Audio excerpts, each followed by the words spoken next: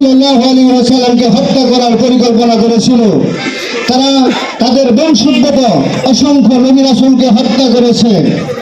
আল্লাহ সুবহানাহু ওয়া তাআলা সূরা বাকারাতে বলেন, আবাউ বিগদাবিন মিনাল্লাহ, তাদেরকে আল্লাহ তাআলা গজব দিয়েছেন। কারণ যালিকা বিআন্নাহুম কানু ইয়াকফুরুনা বিআয়াতিল্লাহি ওয়া ইয়াকতুলুনা নাবিয়্যানা বিগাইরিল হক, তারা আল্লাহর আয়াতসমূহকে অস্বীকার করেছিল এবং অসংখ্য নবীকে তারা অন্যায়ভাবে হত্যা করেছিল।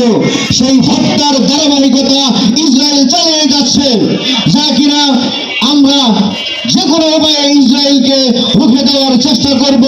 আজ থেকে ইসরায়েলি সমস্ত পণ্য আমরা বয়কটের চেষ্টা করব বাংলাদেশ থেকে, এবং আমাদের যার অবস্থান থেকে ইসরায়েলকে রুখে দেওয়ার জন্য আমরা যে কোনো মিছিল মিটিং, যে কোনো শোভাযাত্রায় অংশগ্রহণের চেষ্টা করব। এই ইহুদি সম্প্রদায় তারা পৃথিবীতে ধ্বংসের এবং মুসলমান নিপীড়নের, মুসলমানকে হত্যাযজ্ঞ চালানোর ইতিহাস রচনা করে যাচ্ছে। এই ট্রাম্প যে কিনা কিছুদিন আগে ক্ষমতায় এসে পৃথিবীকে অস্থিতিশীল করার জন্য ইসরায়েলকে গাজায় আবারও হত্যাযজ্ঞ চালিয়ে যাওয়ার সিদ্ধান্ত নিয়েছে। আমরা এই তীব্র প্রতিবাদ জানাই। আজকের এই ইফতার মাহফিল থেকে আমরা আবারও ঘোষণা দিতে চাই, ইসরায়েলের সন্ত্রাসীরা তোমরা হুঁশিয়ার হয়ে যাও। পৃথিবীতে নৈরাজ্য সৃষ্টি করে কোনোদিন টিকে থাকা যায় না।